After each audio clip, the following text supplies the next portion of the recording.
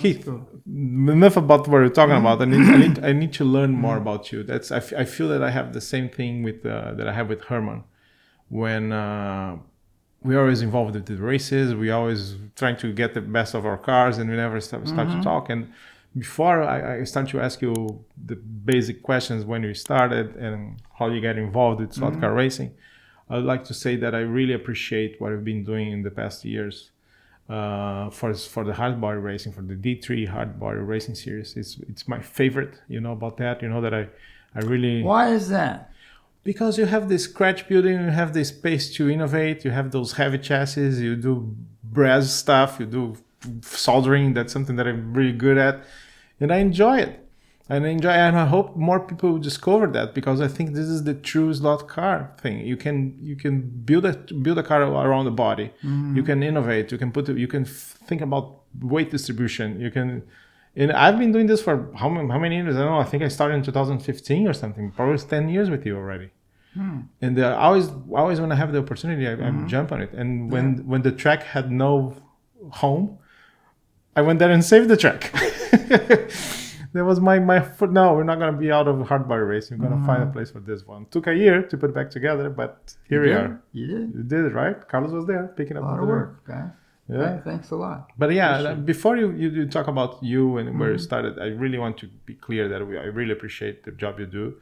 I think it's very important, even because coming from an old style raceway where the racers had to organize the races, have to be doing prizes and calling people over, which is, I think it's from the 60s maybe. I believe that you never overstep anybody, and you always respectful. I remember that at some point at Buena Park we were paying like $35-$40 for a registration fee, and you were always defending the place and say, look, they need to open, and it needs to be a little bit expensive, even though everybody understood and part of that. So not only putting the rules together, keeping the handicap, keeping the points, putting the rules together, but also respecting the raceway. And I think the fact that we have this track here, it's a lot because of you. So I really appreciate that. And I need to make this a statement before everything else.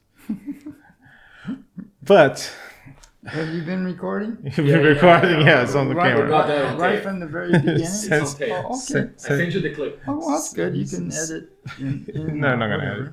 Whatever. But tell me, where did you start it? It was here in California, and what was catching you, and what was your just passion? The hobby part of it, or just the hobby part of it? Oh, okay. Yeah.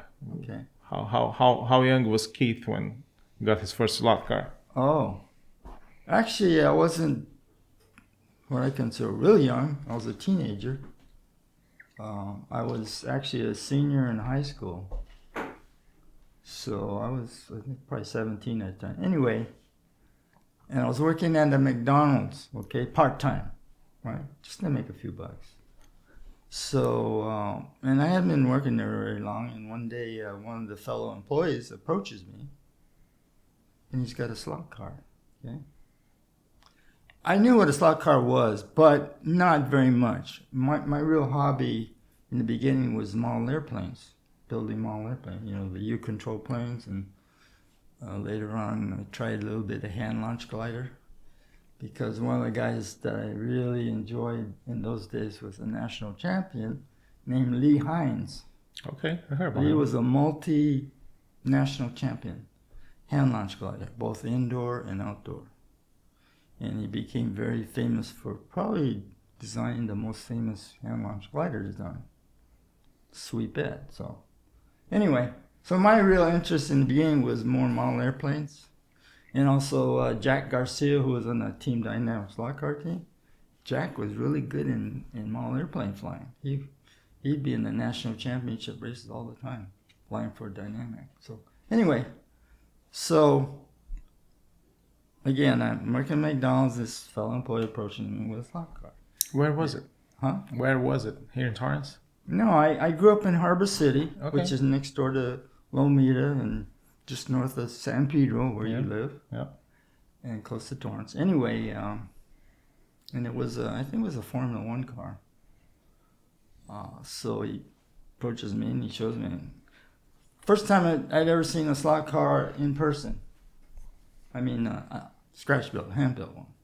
Because all the other slot cars, yeah, they were Cox, Chaparrals, or the ready to run cars. And that was early 70s? No, this was mid 60s. Mid 60s, all right. So anyway, he hands me a car, and I look at it, and I turn and look at the chassis. And I go, oh, this is cool. Because it's unlike anything I'd seen, right? So he's trying to sell it, and I had to buy it, so I bought it. So that was my first slot car ever. How much of a McDonald's money you have to use in that? How many days work at McDonald's? Probably a month's worth. Months? I don't know. When I worked at McDonald's, again, I was 17 years. This was 65. The minimum wage was $1.25 an hour. Shit. Because I was part-time, they only had to pay me $1.15 an hour. Oh, God, there's a discount. Oh, God. But the bonus was when you worked at McDonald's, you could eat all the food you want. Okay, good. But in those days, they had a very limited menu. Oh. Only thing on the menu was hamburgers, French fries, shakes, and sodas. That was it. And McDonald's was young in 65. They're probably like 9 years old, 10 years old. When I was working there, their sign didn't even say they had sold 1 million hamburgers. Yeah, it was 100,000. Yeah, it was like 100,000 or so. Because when they hit 1 million, man, that's a big deal, right? Okay. And the McDonald's I worked at is the old style McDonald's. The only one still like it is the one, I guess, in Downey. Yeah, the Downey structure is the original. They say that it's still the first one, right, or something. So those McDonald's, they didn't have a drive-through. And everything is you walk up to the one on the outside. There was no dining area, just outdoor benches. That was it. But you're serving out of a window, right? There's no out a window. Yeah, okay. And you have to do everything inside, right? You have to learn every single spot, everything. Yeah, when I started there, I was the French fry guy. Okay. which is probably the most physical job there. Yeah, because I have to cut off and fry. Well, get this. Here I am. I was a little kid. I still am, but I was really little. In high school, my senior year, I think it was 5'6", and maybe 120. Senior, right? Anyway, the French fry, part of the job is you have to prepare the French fries for each day. Okay. And you go down into the basement. In that building, you walk downstairs to the basement. That's where they kept all their supplies. They had a freezer on the first floor, but downstairs was all the supplies. Yeah. So you go downstairs and there's a whole bunch of 100-pound sack of potatoes. Like raw potatoes. Good potato, russet potatoes. 100-pound bags, right? Can you imagine this little guy trying to carry 100 pounds? At 17. And I wasn't strong enough to just get that bag and put it on my shoulder. I had to carry it like this up this. $1.15 an hour. and I still remember the busiest day we had was on a Saturday one day, and I did 900 pounds. Okay. So I did 9 sacks of potatoes up those Little stairs. kid's getting buff now. And I think that's why I have back problems today. Really? Yeah. Okay, let's sue. Anyway, let's sue McDonald's. I think we should start right here. But yeah, it was cool because you get that bag of potatoes and you put in this peeler, the machine, pour them in there, and this machine's going around removing the outside skin, right? And after that, they slide down a little ramp and into a bin with water, and with this fork-like thing, you stick it and you put it into this machine, and it rams the potato down through the blades, right? And slices up the fries, right? Okay, that's the way to make money for Slotcars. But it's a lot of work. But yeah, I enjoyed it. Yeah, it was a job. And over the few years I worked there, I learned how to do each one of the stations. Do the hamburgers, do the shakes, and everything. The last one, which I never wanted to do, was work the window, the sales window. I was so afraid of doing that, right? Plus, in those days, you had to do everything manually. Yeah, the cash and everything. When the customer comes to the window and orders, you got this pad that has the items on it. And they're ordering, you're writing down, okay, 2 hamburgers, 2 cheeseburgers, whatever, you're telling it all out. Yeah, doing the math and giving the cash back. And then you enter it all into the cash register. Nothing's automatic. Yeah. Right? Everything's manual. And then at the end of the day, a manager would come and count the money in front of you to see if everything was right. Yeah, in those days, a real good 1-hour business was $200 for the unit. Okay. $200. They'll cover everybody working there for the Well, whole day? $1.25 an hour, I guess so. Oh man. Yeah. So, but you know. And hey. then your colleague came with the Formula One car from Cox. Yeah. So anyway, I get the car, and I'd never been to a slot car track. Okay. But I was only familiar with slot cars because again, the hobby of model airplanes. Always used to buy the model airplane magazines, right? And gradually over the years, you start to see more slot car ads in the model airplane magazines, right? So I would see them, right? Mm-hmm. For Dynamic and Cox, and then they'd advertise in the magazine. So I'd see them and go, oh, okay. And those brands, they're all local. They're always in Culver City, Marina Del Rey, right? Most of those big slot car companies originated in Southern California. Yeah. Most of them. Yeah. I still have, when I go to the museum, I still have the old packages and they have the address. Yeah. One was like National Boulevard, and it was living like a block away from the original building. I said, what? And then and they say that the Costco at Marina Del Rey used to be Ruskit. Can you imagine? Philippe says that they at some point they have 300 employees working 3 shifts. Yeah, it was amazing, you know. And so you started at 65, yeah. Everything was blooming. Yeah, but again, I had not even been to a slot car track, right? Mm-hmm. So immediately after I buy the car, I you know, when I was buying model airplane magazines, there were a few slot car magazines too. So I started buying the magazines, right, and learning as much as I could, and that's how I think my interest in scratch building grew, because in those days, whenever I'd see an article by Mike Morrissey on scratch building, man, I just had to read it, just had to. And he was the one, and Team Ruskit were the ones that really got me interested in scratch building and racing, right? Commercial slot car raceway racing. Have you been to MISAC? You know, that's the one regret I had, is I never went there. I could have. Yeah. I could have. Maybe later I'll talk about it, but, you know, when I was racing at Rolling Hills Raceway on their team, one guy that would visit there regularly was one of the key members at MISAC. Yeah. Yeah, MISAC was such as much as I learned, it's such a cool. Yeah, I mean, we'd go there Friday, Saturday, especially Friday nights. We'd go there, the 4 of us, the team, our racing team. We'd go there and have fun, and this guy would always show up, right? Mm-hmm. And he was an older guy, and we thought he was so cool because he had a Porsche 911, right? A real one. Yeah, in those days, a Porsche 911, you gotta be kidding me, right? We thought, oh, this is so cool, right? But he didn't really race slot cars, not the way we did. But anyway, later on we found out, oh, he's a member of MISAC, right? And Roger on our team, he eventually got to go to MISAC and became a MISAC member. Roger Ristallo, right? Yeah.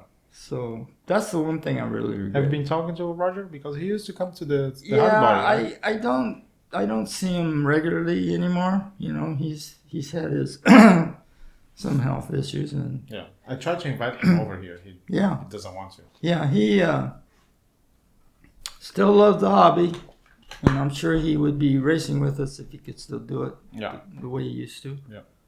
But anyway. I was friends with Roger Moon too, another member of MISAC, and Roger kinda was the guy who liquidated the place when they had to close. So he grabbed everything from the lap counters, from the binders with the results and stuff like that, molds. He used to do a lot of molds. And before I got this job, I helped him up to catalog everything. Oh. So everything was organized, catalog, and I don't remember the name of the guy who has it now. So somebody still has what he had. What's the name of the guy who has the true scale bodies in the past? Oh, Ferguson. Ferguson has it now. Victor Ferguson. Yeah, we got the trophies. Really? The trophies at the museum. We have a collection of 25, 30 trophies from MISAC. Wow. Everything was clean and restored, and it's very nice. And another guy from MISAC is Robert Bernhardt from LEB Hobbies. So me and Carlos, we met him in New Jersey and had an interview to talk about a little bit about MISAC. Cool. But other than that, it's very hard to find a member that is willing to talk or wants to share. Yeah. Yeah. Roger Moon passed away before we could have here. But Yeah, for me it's a very interesting, and it was right here. It was right here in Inglewood, right? Yeah, I remember driving one day. I was curious. I think, you know, I thought, oh, let's find where it's located. So I drove by it, and it's not in a good neighborhood. No. It's a neighborhood you do not want to be there at night. Yeah. It's dimly lit, and Well, maybe in '65 was. yeah, okay. it was probably better then. But it's but to this day, it was more like a residential area. So, but anyway, you know, I thought, and it was cool because you have your key for the club, and the number on your key is the number that you're racing your car. oh, cool. Yeah, someone still have the key. I saw a picture. Yeah. Yeah, it's a very cool, interesting club. I don't know if it will work today.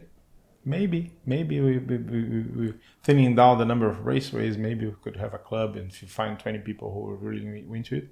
But the whole thing was the passion, the replicas, the effort putting on it. Yeah, that was the difference of that club with, I think, the commercial raceways in particular. It was a totally dedicated to scale. Yeah. To make the cars look like the real cars, and you know, which I thought that was really cool. Yeah. Roger Moon told me that they used to watch the races on Sunday in Riverside. And on Wednesday night, they have the races with the same cars they saw on Sunday. It's kind of cool. Yeah. Do you think we're losing a little bit of this craftsmanship? Oh, we've lost a lot. Yeah. Like one thing that caught my attention, I know that people come here to race and have fun, but people are not taking any time to put on the bodies, on the decoration. Besides Bruce Fry and maybe 2 or 3, maybe Russell. Yeah. 2 or 3 guys. Other than that, it's plain one color, a couple of stickers, and that's it. Yeah, that's true. You know, the only time you really see good cars is when we have our nats, and we put emphasis on concourse, right? Concourse, yeah. And so, the guys that were good at it, they definitely would have good cars. I have behind you. I have a concourse trophy from you, and it's funny because it's up there. It's funny because Gonzo should have it. But I made a lot of lobby while people were voting, and made a lot of pressure, and I got it. Oh. But then at the end of the race, I left at his windshield. So you deserve it. And then months later, he mailed back to me, "No, that's yours." So I still have it there. But I made a very unfair lobby while people were voting. Yeah, right there, the one in the back. Oh, the one in the back. Yeah, it was. I think it was one of the Nats, not one. No, I think it was the short track NASCAR Enduro. Oh, really? Yeah. Oh, okay. Yeah. But I left it at his windshield saying, "Oh, you really deserve it." And then months after, he shipped it back to me. Yeah. Yeah, I wish we had more guys like Bruce and Gonzo, because they, when they make good bodies, paint good bodies, it's just, you go, wow, this is really cool. Bruce. Well, especially. you know, Paul Sterrett, who started the hardbody racing and retro. We have Jay Henry, who passed through, who was very good. Yeah, Jay was good at it, but Paul was really good at it too. In fact, most of the time, Paul would win the realistic concourse category most of the time. Okay. He loved doing What we can do to bring this feeling back? This desire to put some time on decorating the cars. I don't know. It's a challenge because we have a hard time getting people to build the cars, number one. Yeah. And, you know, the other thing is I think we mistakenly take for granted that anybody could be a good builder. Yeah. We're finding out that's not true. That's not true. There's a skill level in it that I think we kind of take for granted, but it's really not that many people that have a certain skill level. It's hard to learn, not the skill of putting together a chassis, but to learn how to do it. I remember when I started, I used to do this when I was a kid, and basically what we raced in Brazil was scratch build stuff. But I remember when I was trying to join you guys, I spoke with Linneo in Brazil. I said, "Look, can you put together a chassis? I give you the measurements." So he put the first one for me. And then I started to base on what he created to do mine. Then I started to help other people to do it. And I think I built like over 70 chassis because I numbered them. But it's very hard to get into it because for an experienced guy to build a chassis is like a 7-hour job, a 10-hour job. And to get really good at it, you need at least to build like 20 of. So it gets it's a lot of involvement. You need to be very passionate about it. And I think the fact that now we have the track available may bring people to do this. Like I saw Russell 1 week. Is that the right pronunciation? Yeah, right? Mm-hmm. So he was here for the last race, and then he came three more times. Now that we have the parts available, he already built 3 more cars. He got one of the pre-made chassis that we have. He made a replica of his Chevy SSR. So maybe that's the way. But you see, Russell is doing by himself, and I think you should have like a little group of 2 more people, and it should be inside of you. That's the whole thing. Russell is one of those guys that he just enjoys building. Yeah, all the trucks. He's not particularly a great builder like a Gonzo, right? But he enjoys the process. He enjoys doing it. Yeah. Because when he was racing regular with us, it seemed like every other month he'd have some new car built. Yeah. Right? But it was always a regular type car. It wasn't some fancy racing car. Yeah. But that was the fun during Buena Park time, because I remember that every month you have a race and people show up with new stuff. Yeah. Yeah. People will show up. I was trying to always show up with the new stuff. Yeah. And then we have the Enduro. Okay, we need to develop a car for that class that's completely new. We're going to do it. Yeah. Yeah. Yeah. Maybe that's one thing that we need to figure out here, to have those races monthly, organize it so people can get. Yeah.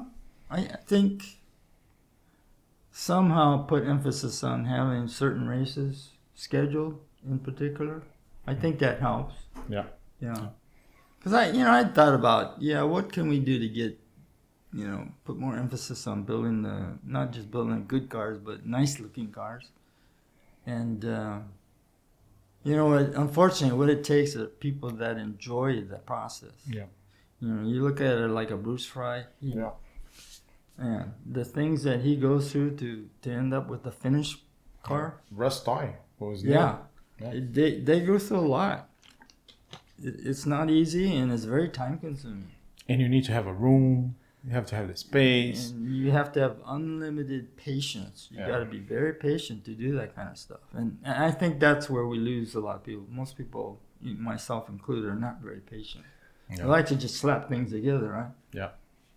See, that comes from before I got into airplane building. My first hobby was building plastic models. Okay. Which is very close to slot cars. Yeah, so I grew up after the war, World War II. And of course, I had an interest in, because the only thing you would see on TV or in the news or hear about was World War II related or cowboys and Indians. Okay, so I watched television, and what I watched, cowboys and Indian shows or World War II stuff. One of my favorite shows was Victory at Sea. Okay. War. It's all war. How was you growing up in that time, being Japanese here in California? Yeah, it was. It was a difficult time for Japanese, especially Japanese Americans, because I was born here. But were your father and mom immigrants? My parents were born here. My dad was born. My dad was born in Bakersfield. Sorry for that. Yeah, but what's so man, funny? What a time! Bakersfield during war. Jesus Christ! My dad was born in Bakersfield, and he loved country music. Okay. Because Bakersfield is a country music very weird guy. Of West Coast. Rodeos and stuff. Yeah, so he loved watching Wade Cooley and Hometown Jamboree, all these to me hokey type of shows, but he loved it, right? Anyway, and my mom, she was born and raised in Long Beach on a farm. She had 3 sisters, so 4 girls in the family. And they helped their parents run the farm, right? So anyway, so I'm like second generation born in America, right? My grandparents came from Japan in the early 1900s. And to this day, I kick myself for not trying to learn more of their history. Yeah. Not just their history, but my parents' history. No. For some reason, I think my generation, in general, were not inquisitive enough of the past. Okay. The history of what happened. Okay. Why did people from Japan come to the U.S., number one? And then, what happened after that, right? We kind of... My parents were kind of silent about those. They didn't want to talk about it. I think it's every single parent. I have a lot of misters in my family, and I try to put my mom against the wall because she's around, and she always being protective about sharing stories. I don't know. Yeah. Yeah. So anyway, it was for me growing up. It wasn't too bad. There was prejudice, of course. Every now and then, hear your name, you Jap this or Jap that, whatever. But it didn't bother me a whole lot. And fortunately, I didn't have a lot of confrontations with people or anything like that. Did you feel same thing around the slot car tracks, the raceways? No. Okay, so that was the beauty of the slot car raceways. Yeah. There's none of that. When I went to the first raceway, it happened to be Checker Flag Raceway in Torrance, which happened to be a pretty good raceway in those days. Anyway, first time I go there, I think it was probably on a Saturday.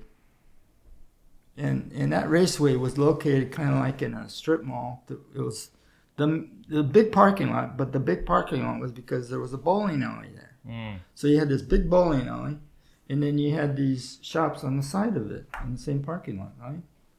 So there was Torrance.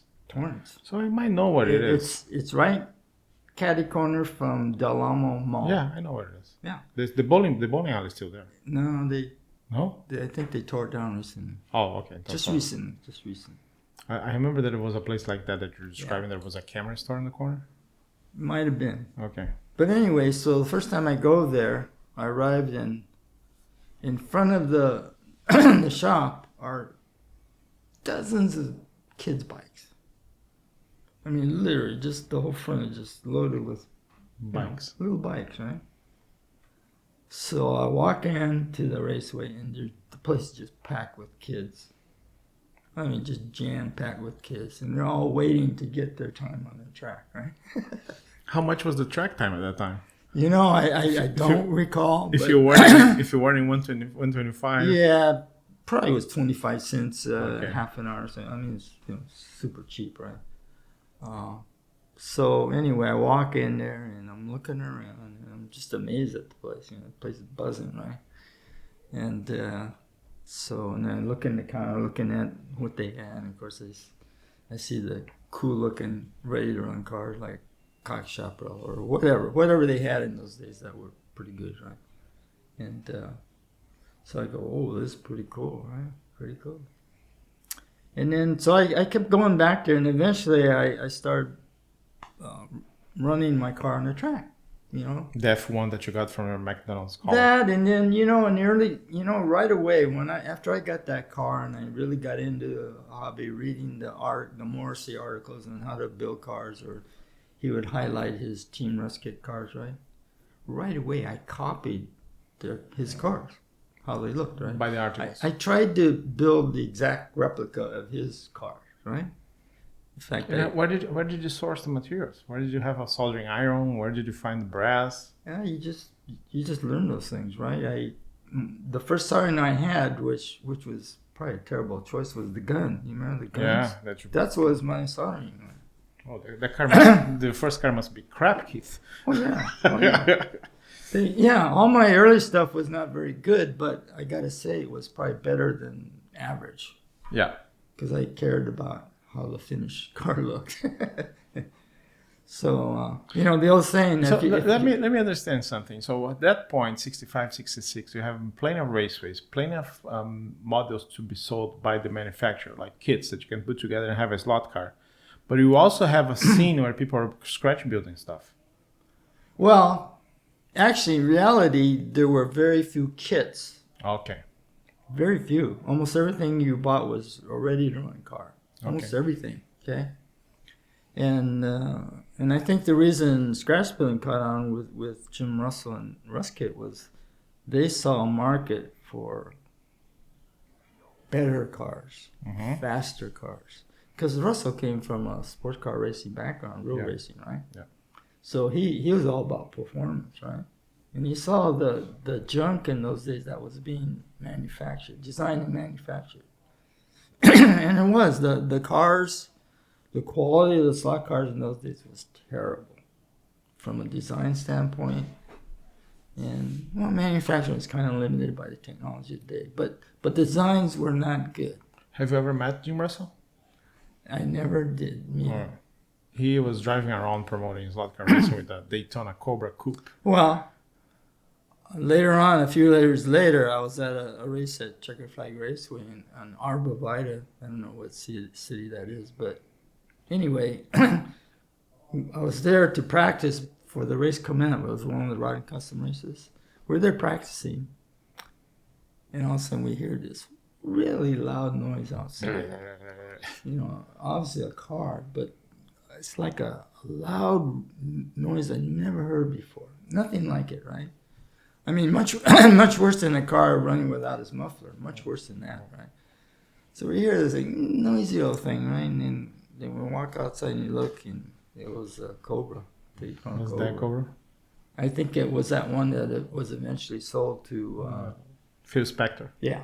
So me and Carlos, we saw that car. It's in the Simeone Museum in Philly. But for our frustration, Jim Russell used to have like yellow letters on the side promoting slot car racing. Oh, yeah. On the doors. Uh-huh. And they erase it. The car doesn't have that anymore. Oh. Yeah, but he sold it to Phil Spector. Yeah. And he bought it from Cobra out of a newspaper classified. He bought it so cheap. Yeah, bought the ship so cheap. We saw that car. It was pretty amazing to see it because it's one off. Yeah. And with the slot car history. Yeah, yeah. So you saw the car, not the man. Love it. So anyway, you know, Russell I think he saw the market right away. We can build, design better, not necessarily the completed car, but the parts to begin with, right? So he came in with the motor bracket and all the individual parts, and then I guess at the same time he was looking around for good racers that maybe form a team, right? Yeah. And that's how he formed Team Ruskit. Yeah. And it turned out, again, I wish I had known at the time, but when I started racing with the Rolling Hills guys, Team Rolling Hills, Roger. And he didn't tell me. Maybe he told me at the time, but I don't remember. But later, much later, like only recently, I found out that Roger and one of the other guys on the team, this is before I joined racing with them. I found out they used to go to race at a track in San Pedro. I don't know where, but in San Pedro. San Pedro was a And race. I found out they would go there, and who's racing there? The Team Ruskit guys. They just show up. Yeah, I guess that was one of the hangouts they would go to, right? On their blue suits. Yeah. Very well dressed for slot car racing. I think we should start with that. People should show up here in suits. That's the beginning of it. We need to bring back the tone for the race. That's the beginning of it. Then we think about the cars.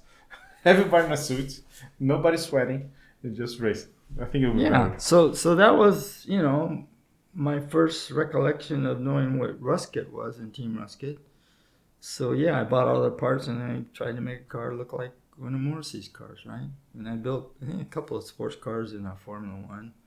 So that was the beginning. I even have a photo of it, but anyway. Did you ever stop since you're 17? Did you have like a brief hiatus between? No, from my very first, from getting that first car, I was into it continuously, right? Until I quit in 69. Okay, 69. Yeah. So, but the beginning of it, so here I am trying to copy Team Ruskit cars. And then, I go to the track and try them out and whatever. And then eventually, I think either in 65, early 66, maybe it was late 65, with the other Team Ruskit guy. Excuse me. With the other team the other team members, we would always, every Friday, Saturday, we would go together in one car, and usually Roger would drive us. Oh, okay. Because he had a 65 Corvair. Okay. The good handling Corvair. The good hand, not the one that's taking you. And boy, he loved driving that thing. He was good driving it too. I mean, So you pick your guys up around Torrance, Harbor City, and he'd go to each one of the guys. I lived in Harbor City, and another guy lived in Lomita, and the other one lived also in Lomita. So we're all close by. But he'd pick us up on Friday, and we'd go off to Checker Flag Raceway. And we'd go there and just get on a track and have fun, right? And then you guys try to race other raceways around Van Nuys and Well, Culver City. And yeah, what happened eventually was I finally got in a race, my very first race, but it was at a different track. It was at Ravel Raceway. Okay. The Ravel Raceway on La Tejera. La Tijera, yeah. Okay. Kind of Mar Vista, kind of. Yeah, first time I ever been. And you walk in there, and this place, it used to be a supermarket store. So it was a big building, right? And I think they had maybe 5 or 6 tracks in there. Wow. And it was first rate. I mean, it was beautifully decorated. You walk in, carpet on the floor. Great. And it was funny in those days. People is smoking everywhere. You want to look back. In those days, they'd have the ashtray on the floor, right? And I'm going, what the heck? Did you ever smoke? No. Did it ever bother you, the smoking?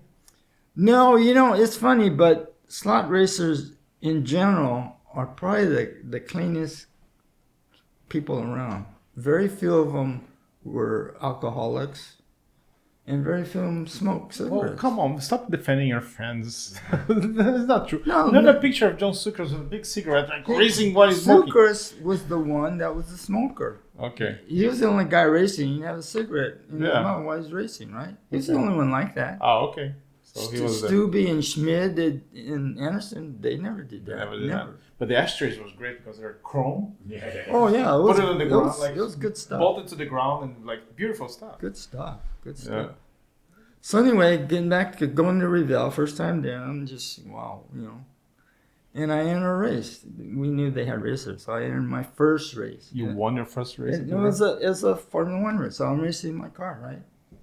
And The one that you I won the race, First time. Yeah, sorry, guys. But the real surprise was after the race, a guy approaches us, and he says, "Oh, can I see your car?" Right? So I hand him my car. He's looking at everything, and then he introduces himself. It's Lee Hines. I never met him before, and I really didn't know what he looked like, but I certainly knew who. Saw all his articles. Yeah, I'm going, man. This is the national champ, here. So I was just, just blown away, and it was from that day on we became good friends, Yeah. So anyway, so that whole experience was terrific, right? So later, just I think a few months after that, at Checker Flag Raceway in Torrance, they had a poster up that said, I think in December, they said, Team Ruskit will be here for a demonstration. Right? So It's like the Harlem Globetrotters coming to you. Yeah, I said, oh man, I got to be here, right? So that day I show up and there's... What difference? What they could do that we cannot do? Like how good they were. Like that's the whole thing, right? So we hear the stories about Sucres, how he going around and win those races, and Sucres told us several times the stories that he went to middle of the country and just give a couple laps and people just, oh my God, what's going on? Was that bad? Was that different? Like the Team Ruskit to show up, nobody could beat those guys. Is that? They were way up here, especially in the beginning. Because Morrissey in his articles in the magazine, their advertising, everybody knew who Team Ruskit was. It's there, right? So, and there were no other real teams other than them. They were the team, right? They're the ones making money racing professionally. Yeah. They have these fancy racing jackets. But anyway, so, whenever you hear Team Ruskit, you go, wow. And they show up. This was the beginnings of their country tour. Yeah. They went on like a 2-month tour or something where they visit a whole bunch of races. You see that? They have a team visiting the other races. Yeah, so they were there and go, man, I got to be there. So I go there and I walk in and there's nobody on the track except for 3 Ruskit guys. They had the track to themselves, of course. So, and there were 3 of them. There was Morrissey, Rick Durkee, and Ron Quintana. Len Vucci was not there. Okay, he was the only one not there. But, 3 guys on. So anyway, they're running around, and I'm watching their cars, and I'm going, man, that car's so fast. And the checker flag track, it was like a reverse king track. Oof. It was a king track designed basically, but it was reversed, right? Instead of going one way, it goes the other way. And didn't have it had little bumps and straight, but not enough to where the car would de-slide. Mm-hmm. But the thing I like about that track was going into the donut, instead of a real 90-degree turn going under, this one had a big sweeping turn going in underneath the donut, right? Exiting. So it was easier to drive. And then coming out of the donut was a little squiggle. Yeah, because and then a 180 turn to the straightaway, which is different from. Yeah, because if you reverse the blue king, you don't see the car coming out of the donut, because you have the kink over there, and sometimes it's just like yeah. So anyway, it was a pretty neat track, and but watching the Ruskit guy, I'm just blown away. I mean, the car's so fast. What about the driving? Is the driving that different too? Not really. It's just I still don't get it. Like the driving's the same. Nothing that hasn't changed except for the controllers, of course. In those days, they had the. Yeah. In the beginning, they had that, but later Ruskit came up with their trigger thing. But anyway, so the controllers in the beginning was dominated by the thumb controllers, the Cox thumb controllers. Get this. I think the lap times in those days for that track, the Ruskit guys were going around maybe a little under 7 seconds, which to the rest of us was like, man, that's so fast, right? Because our cars were probably doing 9-second laps. Oh, okay. Especially if you had a ready-to-run car, you were lucky if you could get the car around the track without deslotting. Yeah. They were such poor handling cars. Yeah. The tracking was terrible. Tires, materials to make tires. Because we hadn't even gotten to a point of where we had good tires. And we certainly didn't have good tire traction things that we put on the tires to get more traction, right? Of course, in those days, you weren't allowed to put any glue on the track. No spray glue. Yeah. None of that existed. Did they clean the track before, or sometimes? They probably did, but I never saw anybody clean the track. 40 years of Slotcar racing not cleaning the track. Yeah. I don't think anybody knows because the cars were so bad handling, they probably wouldn't know the difference anyway. So, but cleaning the track was the last thing on the list. Yeah. So anyway, that was my first introduction to the real guys on Team Okay, Ruskit. I have a question for you. Maybe a theory. So, because today the cars are so reliable and you have those Lexan bodies, foam tires, glue on the track, maybe it's just too easy to race a lot of cars right now? Because it's so much easier? No, I know it is, but maybe the fact that it's too much easier now maybe is not bringing more people in, because as far as you're saying, in 65 was even hard to make one lap, to have the car on the slot for the whole lap. Yeah, but it's a totally different situation then than now. Okay. Then, because nobody knew much of anything, right? And all the little kids going to the track, and basically they're just racing against their buddy or their friends. Yeah, whatever it is. So they're having their little individual races on the track, right? They're just having fun, right? Yeah. There's no real race. They're not. Yeah. They're not. There's no lap times. There's no how many laps you got. It's just like, I beat you this lap, or I nerfed you, or whatever. Yeah, but maybe my point is, maybe it got developed to a point that is not interesting anymore. Well, my opinion, and this is probably a common opinion among the guys that raced, I really think the racing part of it, the very higher competition racing, kind of killed the hobby a little bit. Because, when you do anything competitive, you tend to want to continue doing it if you're competitive. If you're not competitive, you lose interest pretty quickly. especially if you tend to overestimate your ability. Yeah. You think you're going to be better at something than you really end up doing, right? Yeah. So I think that's what happens to most people. In the beginning, want to go, oh yeah, I could do this. Oh, I could beat these guys, whatever, right?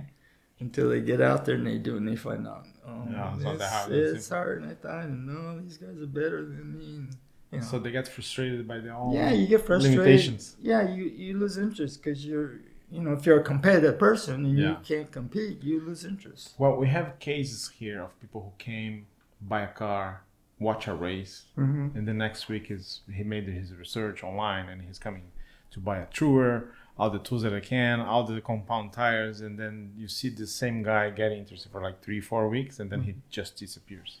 Yeah. So sometimes that's a very common behavior. Common, yeah. yes. So what I do is if somebody's trying to buy a hoodie truer that costs $300 in his third visit, I say, whoa. Yeah. Calm down. Let's see what's going on. What do you need? Let me see. Can you drive? Let's see. Can you drive? Right.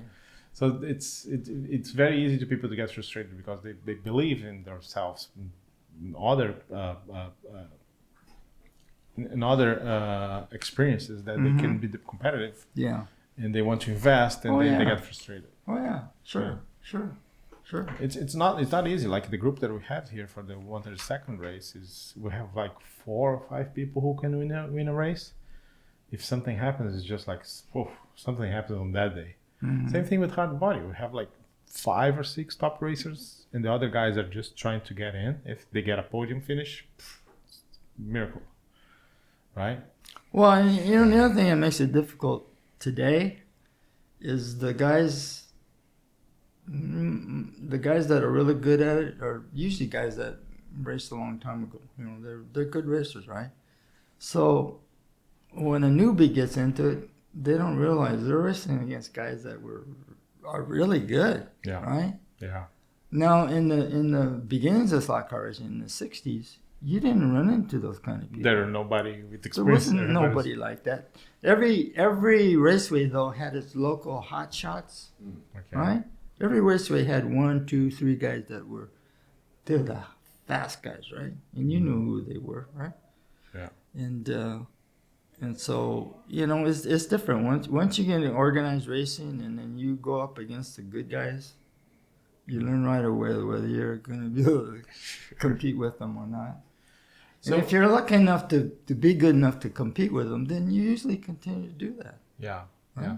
Another thing is, like you told us, that we stopped racing in '69, and there's a lot of people with this pause. Of course, it's a natural pause because you started as a teenager, and then life gets in your way, right? You have your family, your kids, and then you rediscover.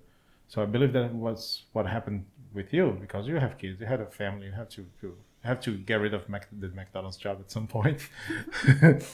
And when did you come back? When did you decide to return?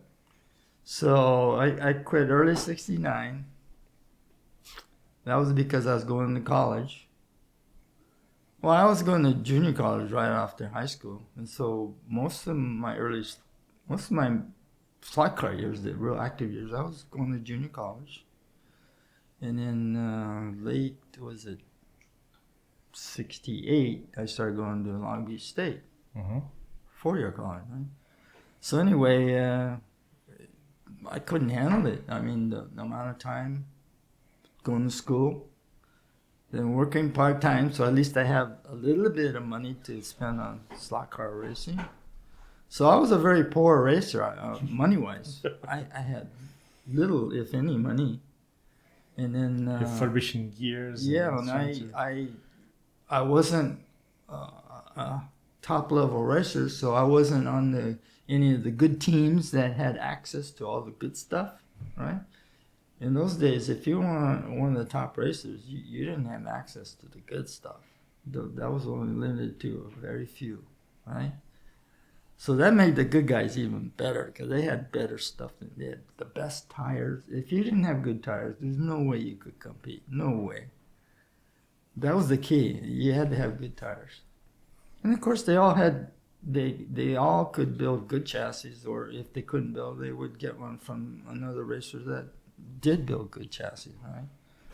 And of course, they all had one or two motor builders that were really good, right? Like Stubby had his dad, you know. Mike's dad was just, to me, the best motor builder in those days. There were other good ones too. Zimmerman, you know, Pete Zimmerman was also excellent too. I heard about that. But Pete was constantly chasing Stubby, trying to keep up. But anyway, so if you didn't have access to all those things, Where Mike and Pete were racing at that time? They were racing at Torrance too, or they have another local? they were racing mostly in Long Beach and Paramount because that's where they were from, and Sucres too. Mm-hmm. You know, it's amazing, but most of the top racers in those days, and I'm talking countrywide too, but most of the top racers, not all of them, but most of them came from Southern California. And most of them came from Long Beach, Paramount, Orange County area. So a few in Los Angeles, but it's amazing how many of the top racers. Maybe they were push each other. Maybe it was Yeah, kind of a but the poll. fact they all come from the same small area, right? That's so unusual. You won't see that nowadays, you know. But they all, and they were all teenagers or early 20. Who's the best driver for you? Who's the guy who say, okay, Well, you know, there's a number of them. okay, you can let me out of this. But that's fine. But I'll tell you that, you know, when you get to the highest level of slot car racing, the least difference of all the factors in winning a race is the ability of the drivers. The top drivers are so close in abilities. It's hard to tell the difference between them. The only difference when they win a race is because they got a better car. Yeah, Either a faster car or a better I'm handling just car. more comfortable. Not with it. because they're the best driver. Okay, there was no one racer to me that just miles ahead of everybody else. But there were guys that were really good at, you know, being consistent in winning races. And in those days, the other thing too, in the first magazine races, you know, Rod and Custom 66 and then Carvalho in 67, those 2 years were so different. Slot car racing was so different than what we had since then. And the difference was in qualifying, how you qualify for a race. Yeah. You talk about pressure. The pressure in those first 2 years to qualify a race was so high compared to after that period. After that period, they went to one minute. You know, how many laps can you do 1 minute? Okay? That was the qualifying? That was later. The first 2 years, the qualifying was kind of like Indy qualifying. You had 3 laps. Average of 3 laps. No, your best lap out Oh, your of 3. best out of 3. 3. But the problem with that is you only get 3 laps. If you crash on your first lap, now you're just down to 2 laps, right? Yeah, the confidence is down. Yeah, so you can't push it. And if you crash on your second lap, now you only got 1 lap left, right? Yeah, if we crash again, you're back to the grid. So anyway, because of the format, the qualifying format, it was very common to see top racers not make the race. And that was adopted everywhere, this kind of qualifying? That was because that was the Rod and Custom race rules. And Rod and Custom just dominated slot car as far as attention. Because you had a magazine, a national magazine, putting out reports. You had the media. The races were every other month, so there were 6 races per year, every other month. In different raceways. In a different raceway. And in most cases, it was a raceway most of us had never been to before. How many people were attending that? It varied, but the entries were probably 50 and up. You know, it took a while to get real big entries, but, you know, it was years later that they got these huge races, you know, 150 entries, whatever, you know. But anyway, the early going, it was,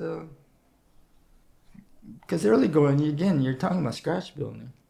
So you didn't have enough people that had learned how to be good at scratch building yet, because it was so new. So new, yeah. So the Team Ruskit dominated that first year as far as, you know, how they were doing.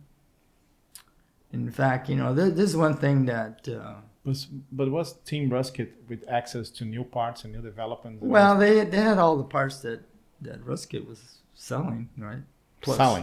selling. Plus, of course, they had access to whatever custom parts they could do it. come up with, right? Was Jim Russell ever part of the team Ruskit? He was ever raced with them? I don't recall him ever racing, but he certainly was the guy overseeing everything. Oh. He was the guy, right? And, Ruskit, Len Vucci, I guess, was their motor guy. Okay. And I never met him, but from what I the guy that knows that is the guy that races on that track occasionally. Chuck Diddle. Oh, okay. Chuck Diddle was on Team Ruskit Come on. for the first race. He's here right now. Is it right now? First rod and custom race. He was. If you look it up, he's in the race. He way. qualified for the race. Wow. As a team Ruskit member? Yes. Come on. Wow. But that's before what everybody recognized as Team Ruskit. In other words, he wasn't the guy that got a jacket and all that, but he was on the team. Team Ruskit original. Yeah. See, the original team, you had Morrissey and the 4 guys, right? That was the real team. But there were probably 3 or 4 other guys that worked for Ruskit that were on the team. You should talk to Chuck. You need to talk to Chuck. You should interview Chuck. He's got so many really interesting stories about those days. Yeah. He knows everything about what happened in the early goings. He's here right now. He's downstairs. I'm He's going to be racing on Saturday. Yeah, I'm telling you, you should interview. Good interview. But Kate, you didn't answer 2 of my questions. Okay. The first one, who was the guy who you Okay. kind of The looking best for? racer. Like, not Okay. the best, not the best racer, but the guy say, okay, I admire that Okay. guy. It doesn't need to be on the 60. It could be during the whole life. And I can only relate to those guys that I was able to race against too, because unless you race against somebody, you don't know, Yeah, you see the race report and whatever. But so all of my exposure was the guys locally. But fortunately, they all raced in the big races, right? Riding Custom and Car Model and Model Car Science and all those, right? And of course, eventually some of the fast guys on the East Coast came out to race in some of those races, Howie and Sandy Gross. Yeah. Anyway, Gorski. Yeah. Although Gorski, he was just a little later, Yeah. He was like a little kid still. We tried to interview him. We have an appointment to go to his house. Yeah. Actually, the interview will be set on his garage where his father used to work with the controllers. And something happened on that day and you couldn't go. We were in the East Coast. He's another good, interesting. Oh, yeah. So anyway, the top racers, I think I've always had a high respect for Mike Stubbe. Because number one, Mike did it. Okay, he won more big races, and plus, he was racing against the best racers. Without a backhand. And I can tell you, of all the top guys that raced, they all raced against him, and I feel they were chasing him. Yeah. He wasn't chasing anybody else. He was leading, right? He didn't win everything, but he won so consistently. Pretty much dominated Southern Cal racing. And then he was the first national champion, really, on the NCC, whatever that was called. He won that first one. Anyway, so I consider him my top choice. My second choice, probably a lot of people wouldn't agree with me, is Terry Schmidt. Oh, yeah, I heard a lot of stuff. Terry was... The guy had ice in his veins. I mean, he was by far... the calmest yet the most focused racer I think I've ever seen. Nothing bothered him. Still. Yeah. Still. The one thing that I think he did that was just fantastic. He qualified for all of the rod and custom races and all of the car model races. So for 2 years, he qualified for every race. Nobody else did that. Nobody else. And I saw him a number of times, one race in particular, where during qualifying, he really only had one lap, the last lap, to make the race. He made the race. So, if you don't qualify correctly, you're not even racing. You're not even racing. Shit. You're a spectator. Shit. So only 12 people raced. Okay? Wow. Only 12 qualified for the race. The the top 4 had sit-outs in the main event. Okay, and then the 8 And the other 8 were in the semifinals. and 4 people just go. The top 4 in the semi moved up to the main. So 2 races, that's it. And then of So course, at noon you're home. yeah, and then of course the system was different. In those days, the race was either 100 laps or 120 laps. It wasn't a time thing. It was laps. So and you only ran on half of the lanes. Why? That's the way they did it. Just the way. You didn't get to run on all 8 lanes in the race. You only got to run on 4. And So you either ran on the black set of lanes or the red set of lanes. So that's why qualifying was important, because if the track was such that certain, like the black set was better than the shorter, red, whatever. you wanted to qualify faster, so you were on that set, right? That's weird. Yeah. Yeah. So Fine. Going home earlier. That doesn't sound right. so much frustration. that was so different, but And talk a little bit more about Terry, the craftsmanship, the chassis. Terry, Jesus Terry. Christ. The other thing that made Terry different from the other guys was, like you're saying, he was a really good chassis builder, but he was very creative. Yeah, it's beautiful. Most of the chassis he made were different. He didn't make chassis look like everybody else's. It's like had a spider something- web. It's just amazing. Well, that's the recent. But even if you look at his old chassis, he had different designs than everybody else. That's the one guy that I say I cannot. That's something that I cannot do.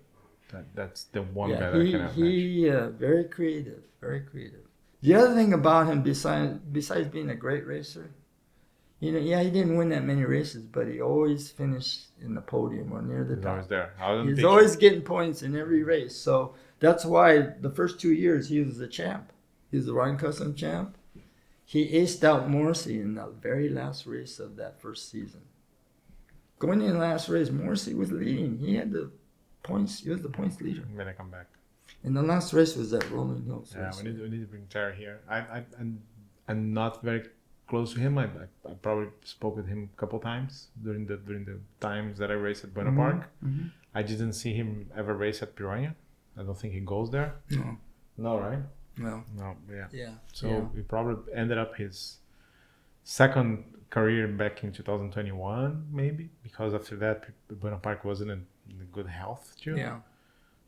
So yeah, I really need to talk to him. He would be a great interview. Yeah, I think we have He's one. another person. Besides his slot racing, his occupational background is really interesting. Okay, don't give me spoilers. Let's bring Terry here. So anyway, the other thing about Terry that I really respected, he is by far the best turn marshal I've ever seen. Okay, that's a good. I mean, he just stood out above everyone else. Nobody even close to how good of a turn marshal he was. You know that something that's from us, because in Europe people literally walk to the cars and just pick up your car saying, "Where?" Yeah. Okay. Yeah. Just put it back. Like this to be a fast turn marshal. And to tell you how good he was, he would always turn marshal what a lot of people considered the most difficult turn to turn marshal. He wants to go The there. dead man on the The dead king. man, yeah. He wants to go there. Good to know. He could put 2 cars that come out of the slot, put those 2 cars back on faster than most guys could put 1 car back on. That's good. Good. Okay, my second question is. Before, let me ask. I had asked Terry one time. I said, Terry, how? When you turn marshal, how'd you do it? Because he just stood there. I said, what was your technique? What were you looking for when you turn marshaling? He said, I just listened to the cars. Listen to the car. I go, what? How do you listen to the cars and from that you know? Where does he live now? He lives in Santa Maria. Oh, okay. A little bit far. Yeah. Doable. Yeah, I need to bring him here. I think that picture that we have at Sucres with the cigarette, Terry is by his side. By the door. We have a big picture by the door. Oh. Yeah. I think that is Mike, Terry, and Sucres on that picture. Terry is just such a nice guy. Well, I'll talk to him. Oh, So the second question is, when okay. did you come back? So he's When did you come back after 69? 2005. Okay, so big. But I'm gonna tell you one more racer though. Okay. Well, two more. Another racer I feel is at the top as far as driving and chassis building. Tori. Story. Well, we all call him John Anderson. back Yeah. then. He didn't go by Tori.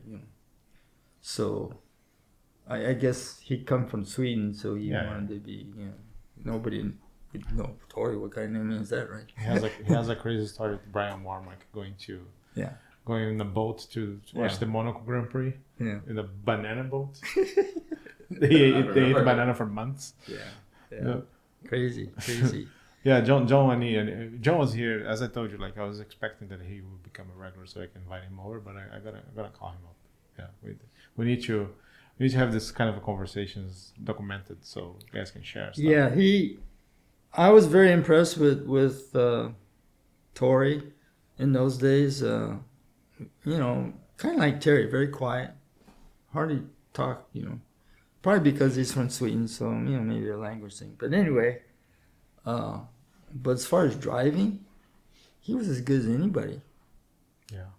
And in fact, when we started doing retro racing, and I got to see him race all the time, him and Stubby and Sukers and and Warmack, he stood out to me as being better. Okay. And the other thing was, when retro started, he was the first group of guys here to go back east and race. Oh, okay. Him and I think Maybe Dale. no, Dale wasn't into it then. The early days, like the first years. Dale is another crazy racer. Yeah. So anyway, so Tori went back with Philippe and I forget who else. Anyway, they went back east to race against the fast guys back there. Who are we talking about? We're talking about Gorski and So late 90s maybe? huh? Late 90s? Early 2000s? No, this is 2000, probably 2007 or 8. Okay, so after you guys developed the retro racing. Yeah, this is after the East Coast guys. They actually initially had a D3 group back there, but then a few years later they changed it to their group, right? Okay, but then you're talking about News, Tony P. Okay, so Tony P was one of them, and Noose and Gorski and them. Really good racers, right? Mike Swiss. Yes. Well, Swiss, I think where the guys went, they went to either New Jersey or New York or where to race back there. It wasn't Chicago. So anyway, so they go back there and, Tori goes and he beats them. He goes to their track. He'd never been on. He beats them. Now, when you can do that, you're real special. Mm. That's hard to do, to go to, and race against the top guys and you beat them on their track. That doesn't happen very often. But you have another name. Huh? You told me that you have two more names. Okay. But the other thing about Tori is he's an outstanding chassis builder. Yeah, that I didn't know. But, the thing that, he in the early days, he won two big, he won a rod and custom race and he won a Carvalho race. So every once in a while he would win a race, right? But in between those wins, you wouldn't see him much, right? And it wasn't until, like maybe 5-10 years ago, I found out the reason why. He's a perfectionist, and it takes him forever to build the car the way he wants it, right? I heard the rumor one time that it took him 8 hours to mount a body. Yeah, I think that's got to be a rumor. And then no. But, and later he built me a car. He built me a Retro Pro car, right? And he just gave it to me. Anyway, so I get it, and I'm looking, I'm going, this thing is perfect. Nothing else. Just perfect, right? It was a great car. And right? that was back 2007, 8, 10, around there. A little shortly after that. Because but, Tori also kind of stopped doing it. Yeah. Well, he's got his arthritis problem. So, but, the other thing about Tori that shows you how good of a driver he is. Some of the races, everybody else, Stubies and Schmid and all the other fast guys, they're practicing for the next race. Every 2 months they have a race on a track most of them have never been on. So the weeks leading up to the race, the guys are there either racing or practicing, right? Well, one race, there's no Anderson. Where is he, right? You go, where is he, right? He doesn't show up, right? So everybody figures, oh, he's not going to race, whatever. So on race day, he shows up. Never been on the track. Qualifies for the race. When I saw it, I go, unbelievable. You don't do that. It just appeared and qualified. He's that good of a driver, He can just look at a track, size it up, and know how to drive. Yeah, but nobody does that. There are a couple of special people. Paul Goralski, for example, he came with us to race the NSR 24 hours. He raced 3 heats of 45 minutes each without dislodging. Yeah. He just stayed there. It wasn't the fastest because the car wasn't helping you, but he just did his thing. We have to stop the car to clean the tires. He just does this with the hand and come back. And that was it. Yeah. No sweat. Yeah. There's a couple of special people there. Yeah. So, Torrey and then fourth one is Sucres. Yeah. And the thing always admired about Sucres was, I don't think anybody traveled to so many different tracks in a short period of time. Tracks he'd never been on before. And do really well. Win a number of races on tracks he'd never been on before. Right? And Sucres was colorful. Like his charisma was out there. It's a person that you want to be around. Yeah, I mean. And you talk about Terry and John. They both.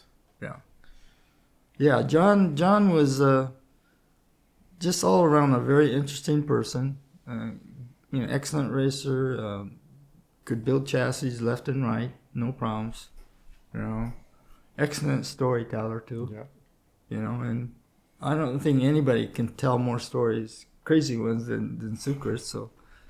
Well, we heard a couple of times the same story, but that was okay. Yeah. And Pete Zimmerman, Pete wasn't a good driver, but he had his moments. He loved to race on king track, so the big races he would race on the king track. Yeah. And he would do okay. I have a story with John that I never told anybody. Like when 2020 I made a car for him. Because I won the race the year before, the Checkpoint Cup. So I made a copy of my car, and I called Jairus Watson, who recently passed away, to make a copy of one of the body that he used to race in the 60s. And I wasn't working here yet, so I called Scott, and Scott sent me a couple of pictures of John's car, so Jairus could copy. So I put this all together. Jimmy Bling gave me one of those Sucres Mura stickers that goes in the motor, so we put on the chassis. So we gave to him. He was very pleased. He raced the car. He did well. At the end of the day, he wanted to give to me his heatsink that he put on the motor. That was saying on one side, it says John the Jet Sucres. Yeah. And I said I couldn't accept it. Say no, that's not gonna take it. It was old. I think it was from the 70s. Yeah. And he passed away. And then I tried to get that thing. Look, if somebody's selling, I would buy that thing because but I couldn't find it anymore. I don't know who has it. Yeah. Little story. Yeah. Okay, but then I want to mention 2 more guys though. All right. Only because, they were great racers, no doubt about it. Howie Gersiner, Sandy Gross. Those 2 guys they were up there with everybody else. At the same time. The only reason I didn't include them is because I didn't get to race with them much because they were East Coast guys, right? But you knew they were good. You could tell they were good. Good. And I remember the first time when Howie came out to Buena Park to race in our races, and I'm I could have never really met him before, right? So I'm watching him practicing, and I go, how come he's so good? I'm going, and I'm watching him. So first time he gets on the flat track, there at Buena Park, and he's practicing. Right away, I learned why he's a good racer. Wow. What he does, he gets on the track, puts his car on the track, and he's taking laps, and very quickly... And learn the track. Well, what he does is he he pushes his car to learn what the absolute limit is in every turn. He'll drive the car until it deslots. So he knows kind of what the limit is of that car in that turn, right? He does that for every turn on the track. And then he finally learns. Yeah. He knows where the limits It's a good are. strategy. But his whole thing was push the car to its limits. Philippe's that way too. Philippe's a good driver too. He was a good driver? But, you know, Philippe, like his real driving, he tends to push it a little too much. The real driving? Yeah. I heard stories too. I've never been in a car with Philippe, but yeah. Yeah, because I got to race against Philippe in the retro races, and, you know, excellent racer, but boy, he just, you know, he's on the ragged edge all the time when he races. Did you get along with Philippe when he was around? Yeah. Racing? Yeah. People has different opinions about Philippe. Yeah, you know, it was, yeah, you know. Yeah, it's... Me and Carlos, we went to his house to pick up some materials that yeah, we were I working went to there. his house. Yeah, it's yeah. amazing. It's kind of a small Yeah. museum of toys and stuff. Yeah, oh yeah, oh yeah. Yeah. Philippe's an interesting character. Yeah, we need to call him here again to talk more. Okay, so 69, 69, you have to let it go. Yeah. Quit McDonald's. Yeah, well, yeah. Went to college. Yeah. 2005, you're back with the D3 Division 3. What happened was, probably maybe it was before 2005, but you know, I was going online on the internet. For whatever reason, I'm thinking, I wonder what happened to Slotcars, you know? Because in those days, there were very few tracks left in Southern California, like today. Yeah. I mean, I might see one or two, you know, driving through Southern Cal, but never stop to look at it. So I go online and I go, I wonder if there's any Slotcar racing. So I go online and then I find this Buena Park Raceway, and I find these race reports. And the race reports that Philippe was posting. Okay? And they were races mostly with his type of cars, because he came out with his TSR F. home cars, you might say, right? Both 132nd and eventually 124th cars. But, you know, his cars in those days were kind of new, right, for that market. It's still very modern. Yeah, but prior to that, the MISAC cars were just junk, you know. They weren't well designed or manufactured. And so then that was what he was pushing. He said, hey, these are better than those, you know, Philippe. And he was right, you know. So anyway, they were racing his cars. Retro had not started racing yet. So they were racing his cars for the most part at Buena Park. And in those days, Buena Park, the track they were racing on was the track in front, that's where the flat track was. But before the flat track, they had a hill climb there, right? hill climb. Yeah, I saw pictures. That's the track I ended up racing on. But anyway, so I'm looking at the race reports, and then I spot some familiar names on the race report, you know, like Roger, you know, and then Mike Stube. I go, oh, This guy's still wrong. I gotta go there. I saw that name, and Roger's name. I said, I gotta go there just to see them, right? So one day I go and race that show up. No, but hold on. You walked in, people recognize you? Well, yeah, what happens, the race is going on, and I walk in, and I'm there for maybe a few minutes, and all of a sudden, I hear Philippe, who I didn't know at the time. He's yelling out, hey, you know, he knew who I was. Hey. He yells at me, and I go, what the heck is this, right?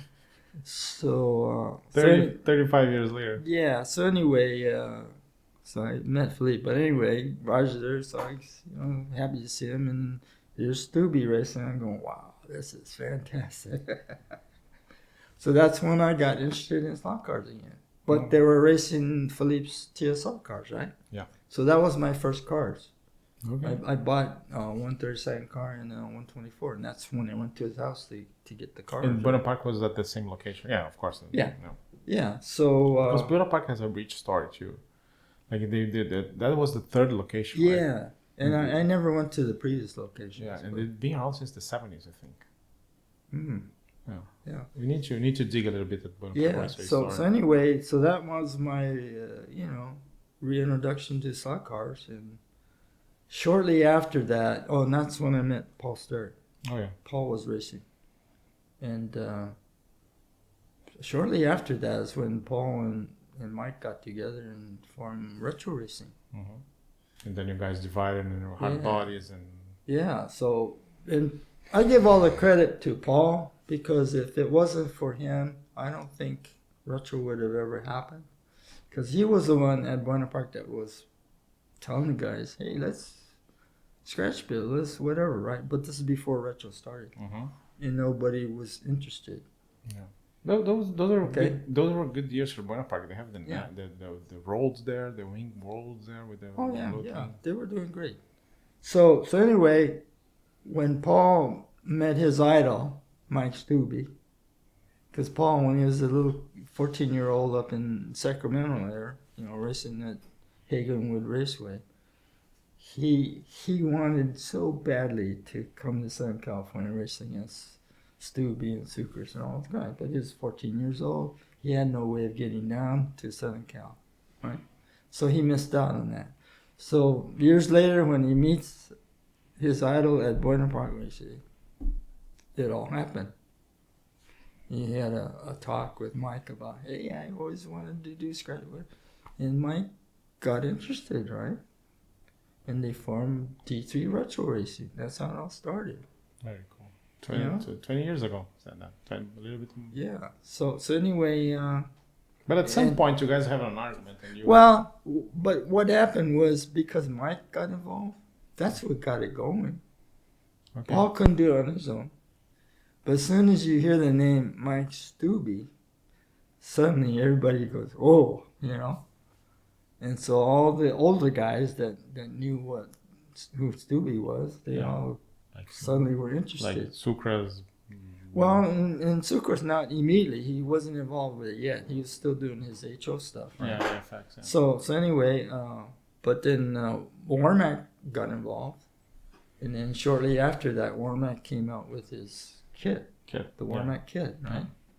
And that helped a lot too. Yeah. Because prior to that... it's hard to cut. The hardest part, which is cut the metal, he had it ready to go. Yeah, so that helped a lot. And then... Mill probably show around this time? A little later. Okay. Sucres and Mill and the other guys, they came in a little later, but they were there, early At some point, I think when I joined 2019, it was a big group. Yeah. The checkpoint came 2019 was like almost 60 cars. Yeah, the first Checkpoint Cup that we had, Buena Park. we had, it was the Can-Am race. We had 51 entries. And that was a lot. And to have that many for the very first retro... All scratch builds. Yeah, Checkpoint. Yeah. That was a big deal. Yeah. Keith, we could stay here talking for 5 hours, but I think Carlos needs to pee because he's shaking his Oh. Okay, well, let's take a little break. Take a break. Take a break and come back? Sure. All right. Sure. I mean, I'm Let's fine. take I'm fine. You're fine? Okay. I'm fine. Continue. Oh, okay. Continue. Okay. So the D3 comes around, and you guys have some sort of an argument that you guys divide the group. Well, what happened was, Paul from the very beginning, he called himself the benevolent dictator, right? Mm-hmm. And that's because Paul, by the way, was probably one of the nicest persons I ever met. Especially, he was so nice to strangers in particular. He was kind of tough on people he knew that he didn't care for. Anyway, When he passed? 2012. Oh, okay. So anyway, shortly after that. Anyway, 5 years into retro racing, shortly after that, what happened was, because Paul was he was a USRA officer at one time. I think scale racing, he was one of the officers. And that experience, I know, gave him some bad experiences with some of the other USRA officials, the way they were doing things, right?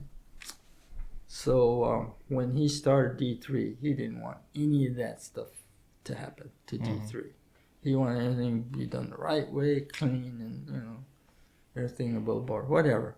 So that's why he considered himself the benevolent dictator.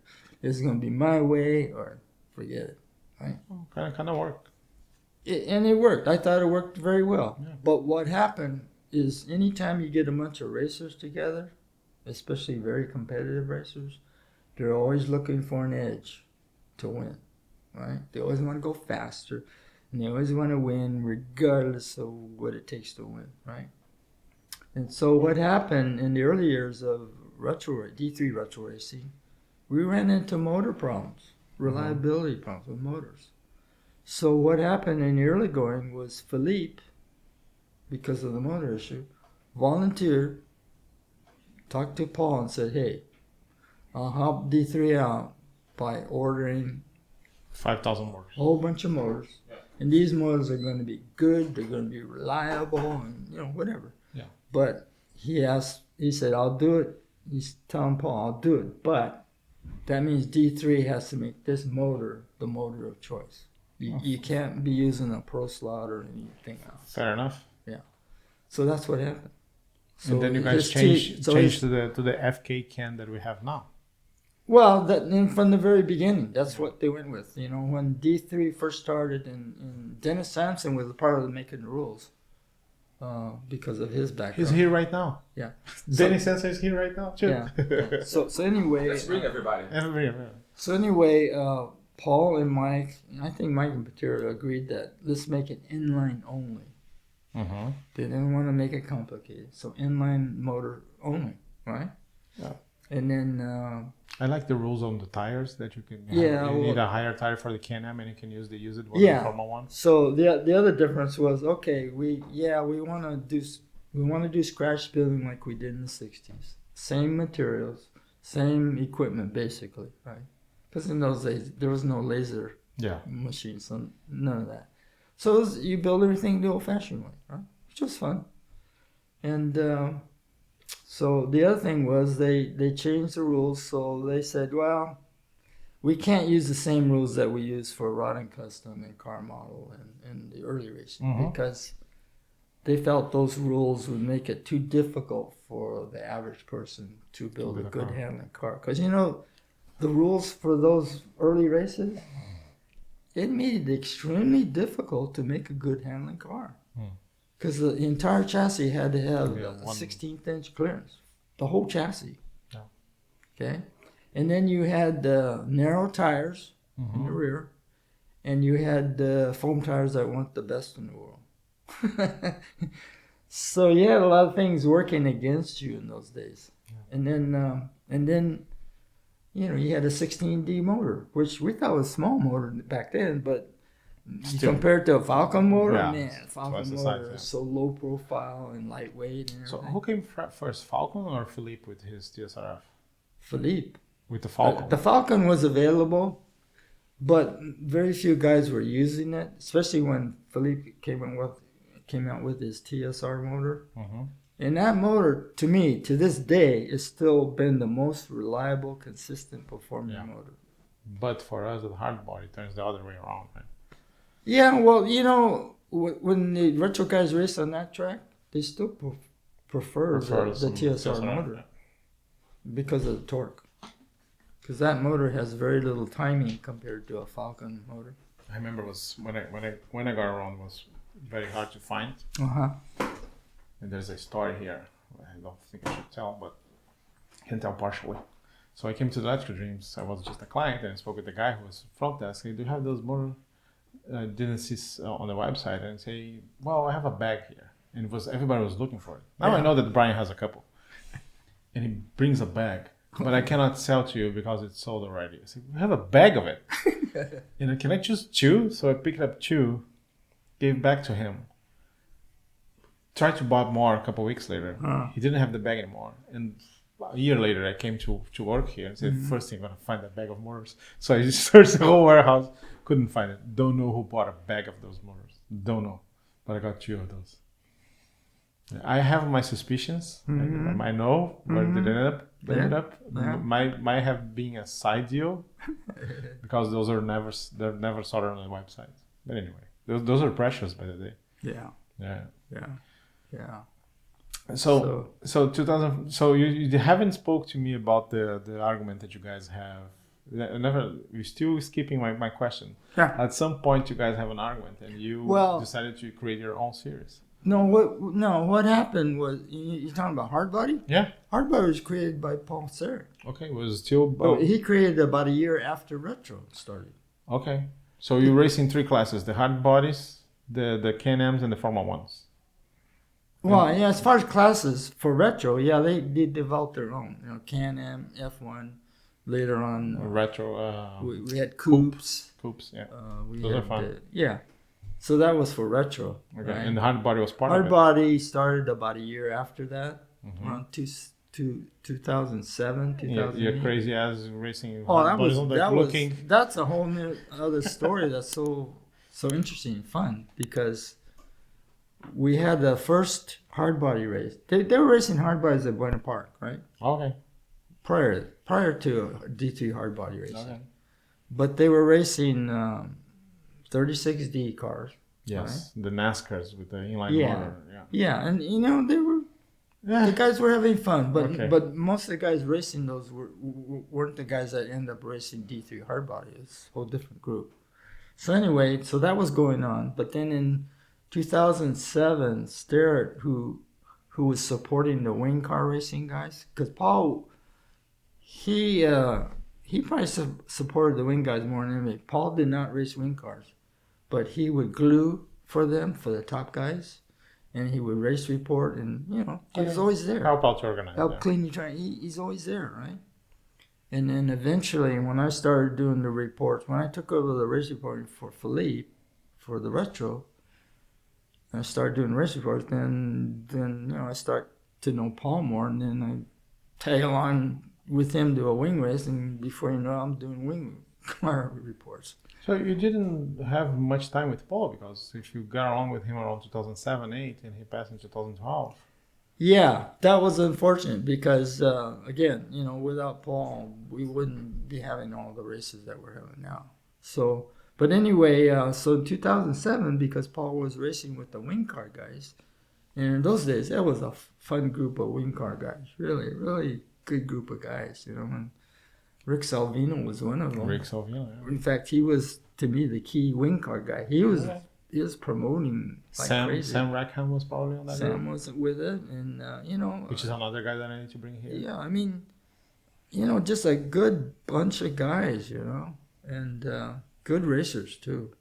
Anyway, so they were having the wing car races, and I got involved with them because I was doing their reports, and so I got to know at least who they were, and then through it all, Paul thinks of having a hardbody race.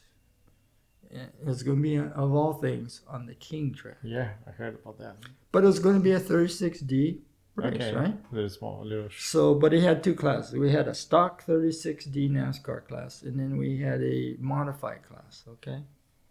So the same chassis, and just a rewound motor, right? And basically, the race ended up being the hardbody guys against the wing car guys. That's what it was, okay? And the reason the wing car guys were interested, because that's their track, that's their wing car track, right? And they figured they're just going to blow us away, especially with the rewound motors. And that wasn't the Blue King that stayed to the last day at Buena Park, right? No, that was the Blue King before. Yeah.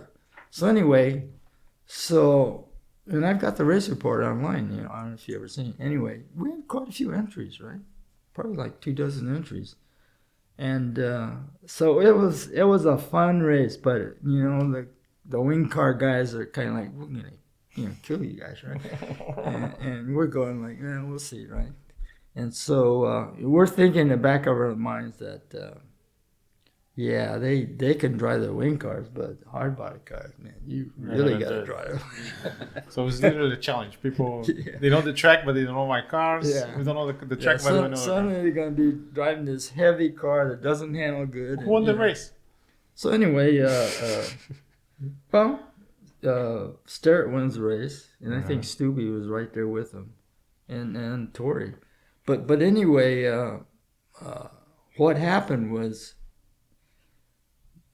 by the end of the race, most of the wing car guys had crashed their cars and destroyed their cars, literally. Yeah, it's impossible. You know, they go through the bank and hit towards a dead man and didn't brake in time, or realized they don't have good brakes.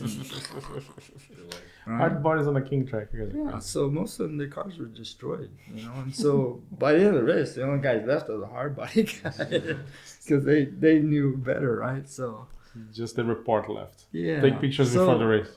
But that was so much fun, Always you know. So that was the beginning of hard body before we officially made it a group. Very good. But from that, And when the flat track came to Bonaparte, 2011. gee, you know that the hill climb track, it was only there maybe for a year that I was racing on it. And then They brought the flat track, and then kind of the group Paul and consolidates. somebody else talked to Chris Gallegos, the owner of Buena Park. And Chris was the kind of guy that whatever the racers wanted, he was going to support them, right? And the rumor I heard was Paul talked to him about, we need a flat track instead of that hill climb, right? Next thing you know, I mean, just a few weeks later, here's this flat track at Buena Park. I'm going, what? And that became our hard body track. There you go. And I'm That glad, was amazing. and I'm very glad that Electrogenics could rescue that thing, and Oh, yeah. and we put a lot of effort to put it back because I know how important the track is. But you know, you took away the little quirks of the track that made it more difficult to drive. But you good now? Well, with a hammer in 5 minutes, I can fix it. You know, there were like 2 or 3 spots in that track before where you had to, be careful. Now, Now it's good. now it's punch it. Just Let's go. Oh well, little things. Keith, I really appreciate you coming. I think we should do more of those. And as a not only working in this place and working with Slotcars today, for me it's a pleasure to have someone who witnessed the start of everything. Witness Jim Russell come with the Cobra Daytona, and you guys have to stop racing Slotcars to see what the fuck is going on outside. So this kind of stuff for me is very rich. I'm glad that you're here. I'm glad that you could come and have a time for us, and I have super happy to document this. And I think we're gonna have more chances to do a couple more of those, and you're gonna tell more stories. yeah, that's a lot of really interesting things happen in the history of our hobby, Yeah. and especially in the early goings. Yeah, and for me it's a That, learning opportunity. I'm here to yeah. hear. Yeah, Very cool stuff, Keith. Thank you very much again. Let's do it again, you're right? welcome. Yeah.